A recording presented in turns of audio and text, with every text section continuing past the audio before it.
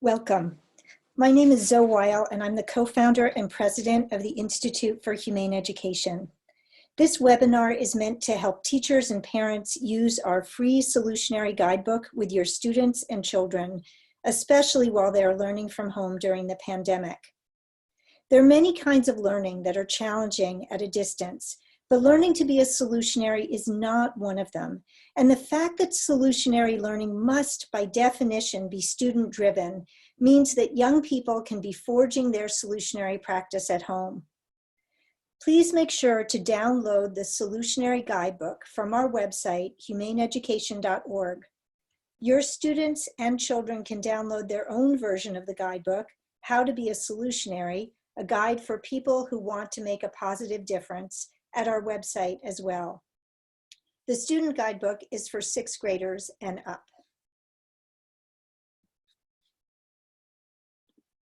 Let's begin with what it means to be a solutionary.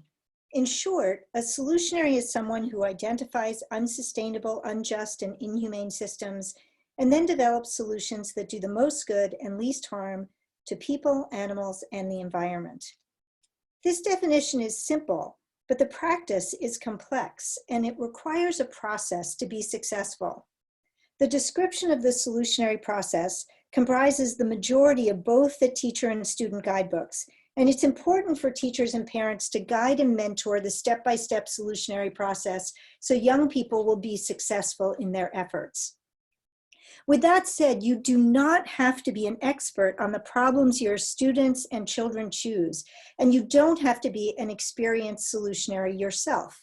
You just have to guide them through the process so that their learning is meaningful and their results have impact. As you do so, you'll find yourself becoming a more proficient solutionary too. To be a solutionary, young people need to choose a problem to solve, which means they need support for self-reflection and research to learn about issues in their communities and the world, to determine what they're most passionate about addressing within their capabilities and timeframes, and to identify their own talents and skills so they can best put them to use. You can guide them in their process not only through your existing knowledge about their interests and talents, but also by helping them to introspect on 3 questions. What problems do I care about? What am I good at? And what do I love to do? Ideally, kids will work in teams, so having several of them with shared passions team up is great. And during the pandemic, collaboration will keep them connected even though they're physically apart. With similar passions but different talents, they may also be able to implement their solution even more effectively. In order to be solutionaries, students need to become solutionary thinkers. Solutionary thinking is comprised of many forms of thinking, but primarily critical systems, strategic, and creative thinking. Guiding your students and children to be good critical thinkers means helping them identify legitimate sources of information, recognize bias, distinguish opinion from fact, and learn to fact-check information. There are ideas for achieving these goals in both your and their guidebooks. Like all of us, kids are exposed to fake news, false memes, and all sorts of inaccurate and misleading information all the time. It's imperative that they have the investigative tools and critical thinking abilities to analyze and assess information for accuracy. To give one example of what I'm referring to, during the 2016 presidential election, a friend said to me that if Mexico could build a wall on its southern border, the US should be able to build a wall on ours. Confused, I responded, Mexico has a wall on its border with Guatemala? Are you sure? I've never heard of that. He said, yes. So when I got home, I did an internet search and I found lots of memes showing border walls on Mexico's southern border, and this was one of them. When I fact-checked this meme, I found a Snopes report that this image was of a wall Israel built on its border with Egypt, which made more sense given that this is a photo of a desert and the border between Mexico and Guatemala is a jungle. Last summer, I shared this image with teachers at our Humane Education Immersion Week, asking them simply to reflect on what they thought when seeing it. Two of the attendees happened to be Indigenous Guatemalan teachers who ran a school for Indigenous Guatemalan girls. And upon seeing this slide, they were perplexed. One said, "I didn't know we had a wall on our border with Mexico." She was inclined to believe I was sharing a legitimate meme. After all, why would I share something false? There are so many things we think we know, and many of us believe what others tell us and what we read, just like this Guatemalan teacher did. If we're trusting people, why would we assume others would share misinformation and lies? Now, right now, one good way to help students learn to become fact checkers is to share current theories on COVID-19, like the theory that 5G causes the disease or increases its deadly effects, or that COVID-19 was created as bioterrorism, and have them fact check this information to learn what's accurate, what's likely, what's not yet known with certainty, what's an unfounded conspiracy theory, and so on. Now, while careful internet research is essential, students need to go beyond such research and actually reach out to stakeholders. Stakeholders are all those who have a stake in the problem, including people, animals, and elements of the biosphere. There's information about connecting with stakeholders in both guidebooks, but in a nutshell, stakeholders could be impacted by the problem, they could be impacted by the solution, they could be invested in bringing the solution to fruition, or they could be invested in preventing a solution from coming to fruition, which we'll discuss more in a few minutes. For example, let's say the issue kids were addressing was lead in their city's water supply. They would want to connect with families impacted by lead poisoning, engineers, legislators, city planners, medical professionals, insurance companies, teachers in schools whose students suffer from lead poisoning, organizations and individuals working to solve the problem on a local and national level, people who represent and can speak for animals who live in the city as either companion animals or in zoos, whose water also comes from the city's supply. To move from critical thinking to systems and strategic thinking, we find an iceberg model to be useful, and it's used throughout both guidebooks. The iceberg is a metaphor. When we hear the expression, the tip of the iceberg, what we're being told is that there is much more to the story. That's because when we see an iceberg in the ocean, all we see is the tip, which represents a small portion of the actual iceberg. Most of the iceberg is under the surface, not visible to us. So too, when we look at a problem, while we can see the problem itself, what we can't easily see are the causes of the problem. From many societal systems that contribute to it, to the deeper causes, like our mindsets, worldviews, beliefs, values, as well as biological and psychological factors that all lead us to create those societal systems. In the guidebooks, we illustrate the systems thinking process by using the iceberg to consider the problem of the rise of type 2 diabetes among children.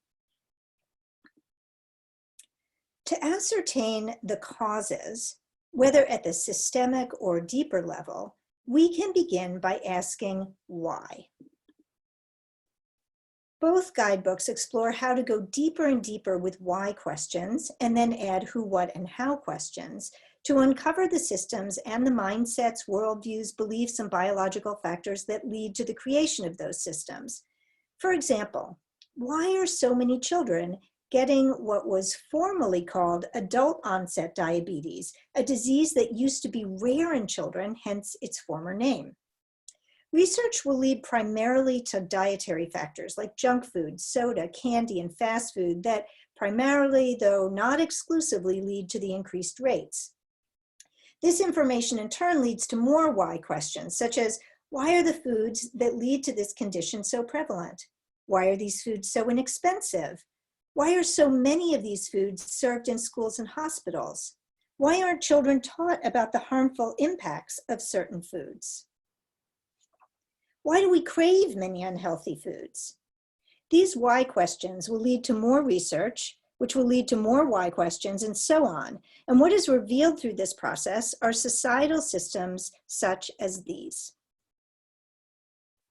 Asking more why questions leads to uncovering subsystems within these systems. For example, Researching why fast food and junk food are so inexpensive, such that a fast food burger may cost the same amount of money as an organic apple, will reveal that water for irrigation, pasture land, and fossil fuels are all subsidized by taxpayers through our tax subsidy system. Asking why we allow unhealthy food to be marketed to children reveals the advertising and lobbying subsystems. Asking why hospitals serve unhealthy foods in their cafeterias and to their patients leads to our medical school system, where nutrition courses are not required in many medical schools. Adding these subsystems to our iceberg, it now looks like this. The next question we suggest asking is, which of these systems are connected? Most of the time when students are asked this question, they start slowly, noting perhaps that the economic system is connected to the production system, or the legal system is connected to the political system, and then more quickly they'll start to draw more and more connections until someone invariably says, they're all connected. Most of the time this is true, and then the iceberg looks like this. Now, it's possible that looking at this could feel overwhelming, because if all these systems are connected, how can we possibly create meaningful change? But it is because they are connected that a strategic solution at a powerful leverage point can have a big impact, because that solution can have such far-reaching effects and transform many systems. Now it's time to look at the deeper causes that led to these societal systems. When we ask questions like, why would we create systems that permit advertising to children of foods that could make them sick? Or why would we use taxpayer money to subsidize unhealthy foods? Or why would we dump these unhealthy foods into our school lunch program? All sorts of mindsets, worldviews, values, and psychological factors are revealed. There are psychological factors like greed, short-sightedness, susceptibility to advertising influences, and a convenience mindset, plus biological factors such as food addictions and cravings. There are also cultural values such as liberty and the pursuit of happiness within these deeper causes. We can add all of these to our iceberg. Before we move into finding leverage points for creating change, we need to make sure we understand the breadth of impacts, both positive and negative, from the problem by asking who and what is harmed by the problem and the systems that perpetuate it, and who and what benefits. When we confront a problem, we see its direct harms. After all, that's why it's a problem. But if we look more deeply at the systems that perpetuate the problem, we'll often find many more harms. For example, with our type 2 diabetes problem, it's obvious that the diabetic children and their families and friends are harmed, but others are harmed as well. We have higher insurance rates affecting almost everyone. We discovered that people living in poverty have higher rates of diabetes and often live in food deserts, where healthy foods are more difficult to find. We learned that climate, the environment, farmed animals, and wildlife are all negatively impacted by our unsustainable and inhumane agriculture systems, and that rainforests are destroyed for cattle ranching for fast food burgers. Basically, we discovered that everyone is harmed. But most people also benefit from the systems that are causing rates of type 2 diabetes to rise in children. Corporations and employees that produce the foods, convenience stores and supermarkets and their employees, recipients of the tax subsidies, hospitals, healthcare providers, and pharmaceutical companies all benefit. And anyone with a 401k probably has investments in these very same companies, whether or not they're even aware of it. After doing all our research and connecting with stakeholders and understanding the problem using critical and systems thinking with our iceberg model, it's now time to identify leverage points for solving the problem using strategic thinking. A leverage point is a place where a small amount of force can have a large impact. Leverage can happen anywhere below the problem level.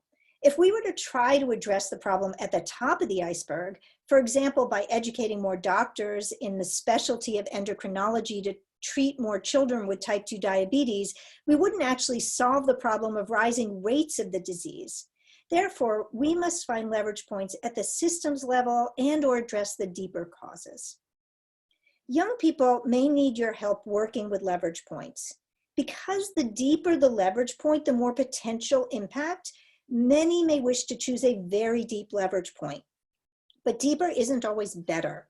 For example, trying to change our basic biological and psychological cravings for high-fat, high-calorie food may not work to solve the problem of type 2 diabetes, but working at the systems level to make advertisements for candy, junk food, and fast food illegal, or ending subsidies for fast food burger production, or changing what's served in school cafeterias could lead to huge reductions in type 2 diabetes. Students also need to learn what's already been done to solve the problem. They may wind up discovering a fantastic leverage point and strategy for helping someone else's solution take root, rather than identifying a brand new solution to the problem itself. We should support this kind of solutionary effort because it builds on others' work and can potentially have a bigger impact than coming up with a new idea. It reinforces the collaborative process in solving problems. It invites other kinds of creative thinking than simply innovating a new solution from scratch, and it helps students at all age levels find opportunities for success to build upon. Both the teacher and student guidebooks have charts for identifying and working with leverage points, for choosing a solution to pursue, and for creating an action plan. Your job is to help young people use these charts effectively so that they can succeed. Now it's time to develop solutions, and it's really important to help kids identify, develop, and implement solutionary solutions. Solutionary solutions address the causes effectively and do the most good and least harm to people, animals, and the environment. It's also very important to build an understanding of the difference between a solutionary solution and something else. So we created a scale to describe the differences, and one of your jobs in mentoring students will be to help them categorize their own solutions using the solutionary scale, which is in your guidebook.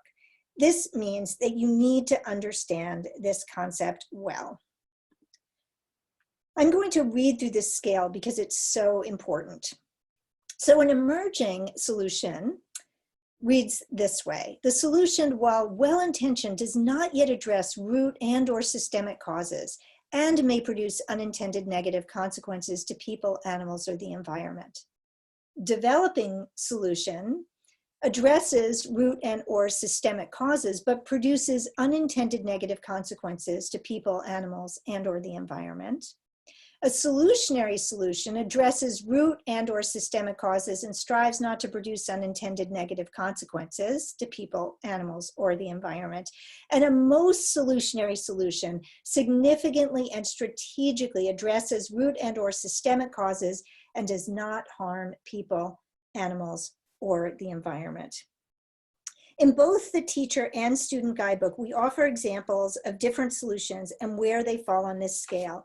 But a first step in thinking about the solutionariness of an idea is to consider whether it is a humanitarian effort or a solutionary solution. One of the common confusions that arises when students begin their solutionary work is conflating humanitarian actions with solutionary solutions. They are both important. Humanitarianism is what we generally encourage in schools and families. And because humanitarianism is such a good quality and children's kind acts should be supported, we can sometimes fail to mentor kids towards solutionary thinking and action when they do really beautiful humanitarian acts. What we need to do is to encourage both and actively teach solutionary thinking. Especially during this pandemic, we want our children to be humanitarians. So for example, right now, families who are able to might give money or donate food to help individuals in need. This is so important, but it is not the same thing as solving the underlying problems that lead some people to be in such dire circumstances right now. To address inequity might include solutionary efforts such as developing a legislative proposal for political and economic support systems for individuals and businesses to prevent a depression. Or it might mean creating an educational presentation about how to transform the economic and social service systems to ensure that everyone has access to safe living conditions and adequate financial resources when a pandemic or any other disaster strikes. You may have noticed that the solutionary scale referred repeatedly to avoiding unintended negative consequences. So what does this mean? So this animated video offers a cautionary tale.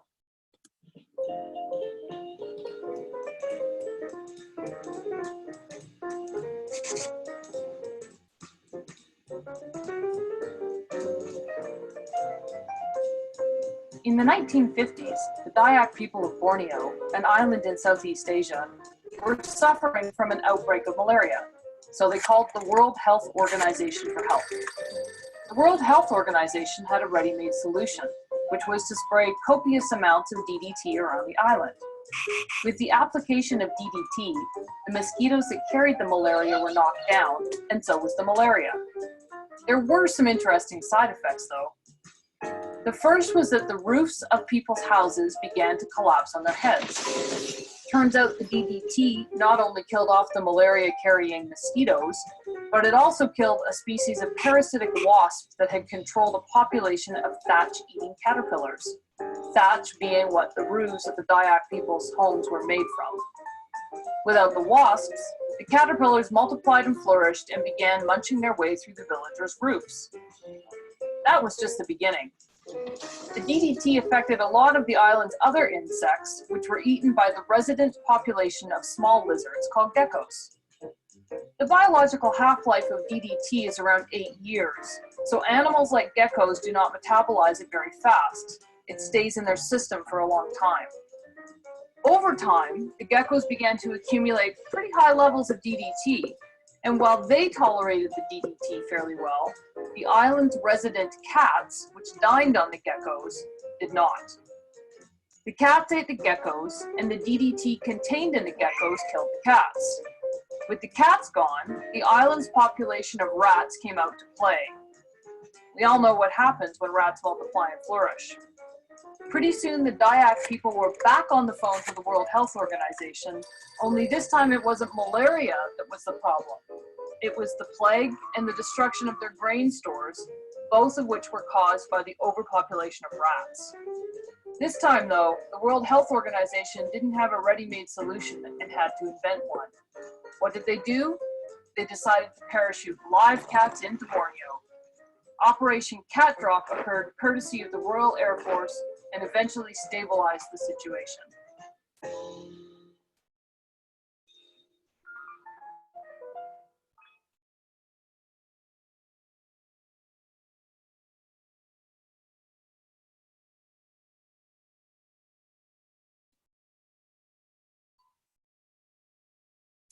While I love this video and its message, it's important to note a couple of things. The cats were not parachuted individually, rather crates of cats were parachuted to Borneo. And it's also important to pay attention to the way that the Dayak people, as well as the rats, are depicted in this animation, which is a reminder that there are always opportunities for critical thinking, including the fact that rats aren't even indigenous to Borneo.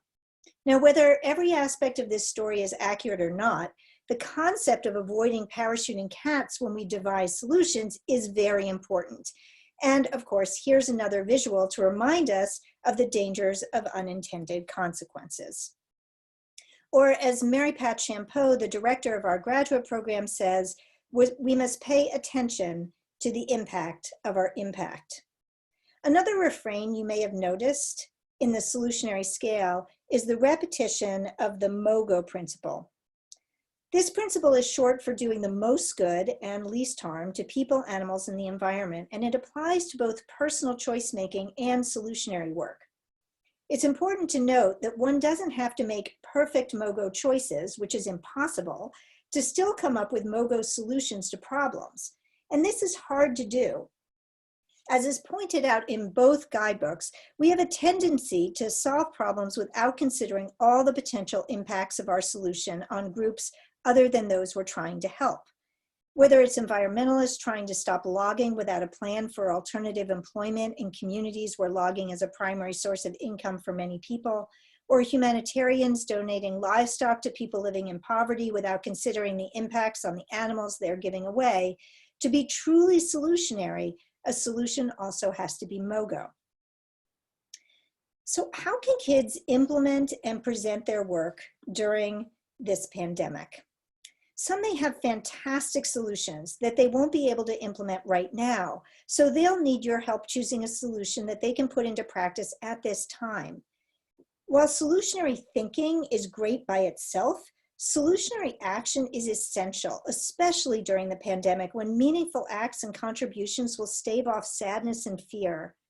Encourage children to save their other ideas for when they aren't sheltering at home. There are plenty of ways to implement solutions from home, however.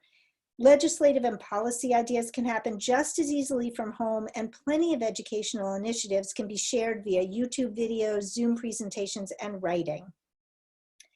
If there weren't school closures, I would be encouraging teachers and schools to hold a solutionary fair where students could present their work and accomplishments to a school-wide or community-wide audience. But even during the pandemic, you can find ways to have virtual solutionary fairs during which students present their work. In addition, in both guidebooks, there are instructions for how students can submit videos of their work to the Institute for Humane Education.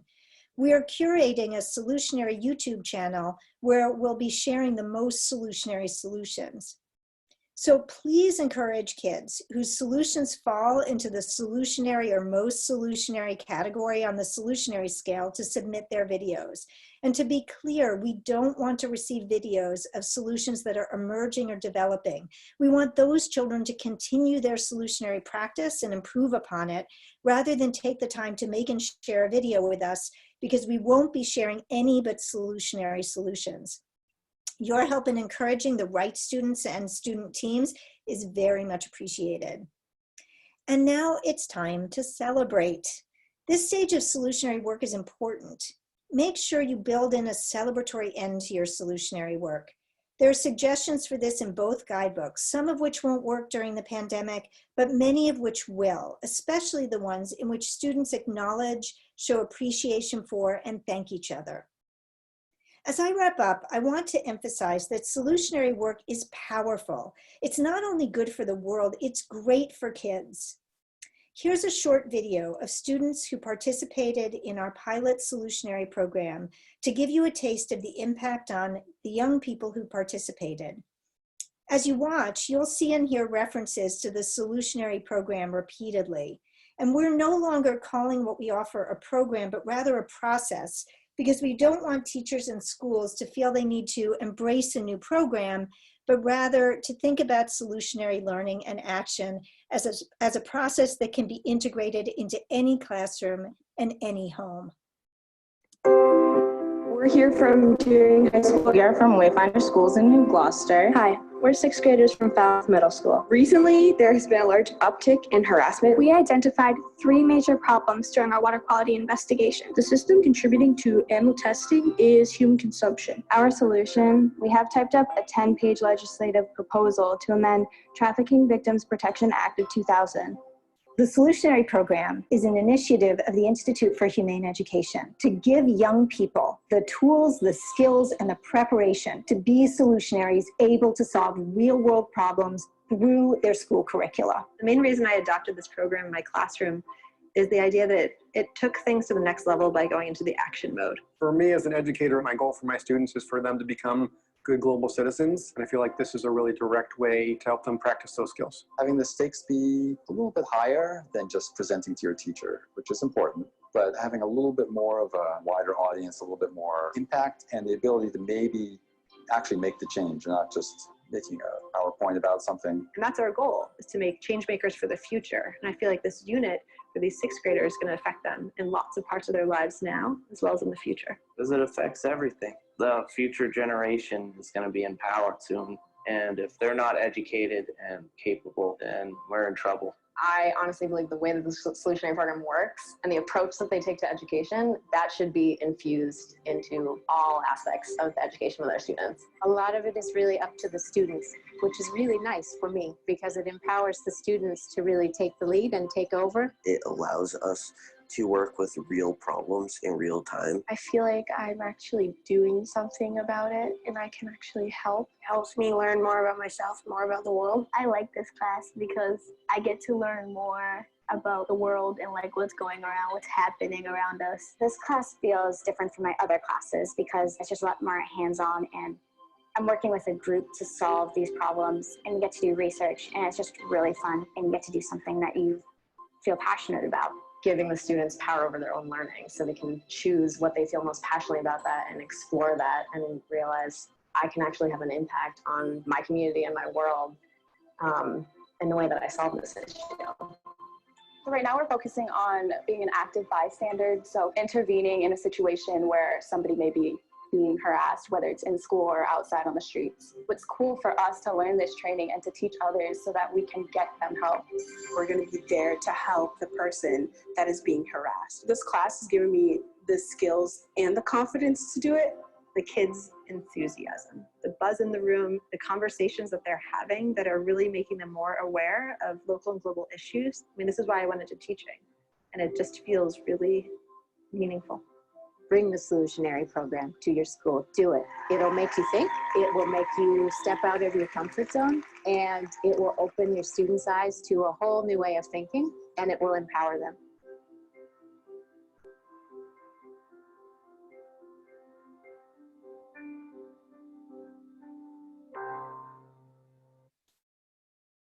Before I end this presentation, I want to make sure that you know that we are here to help.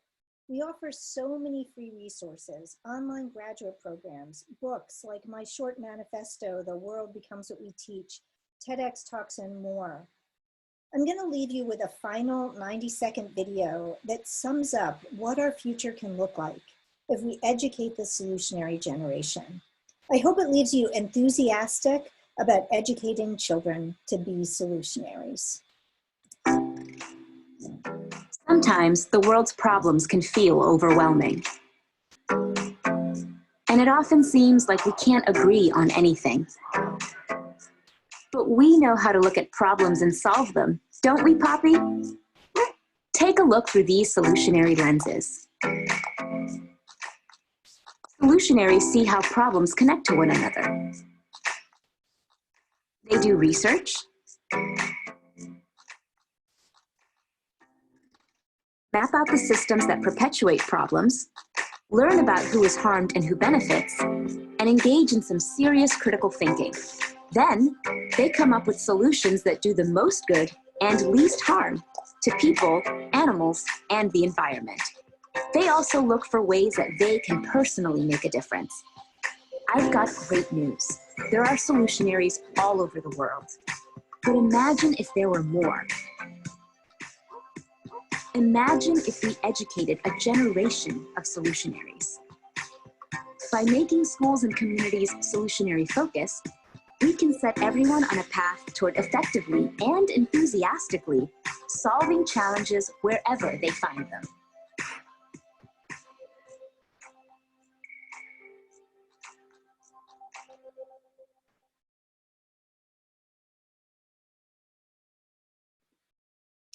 So thank you for watching this webinar, and always remember, the world becomes what we teach.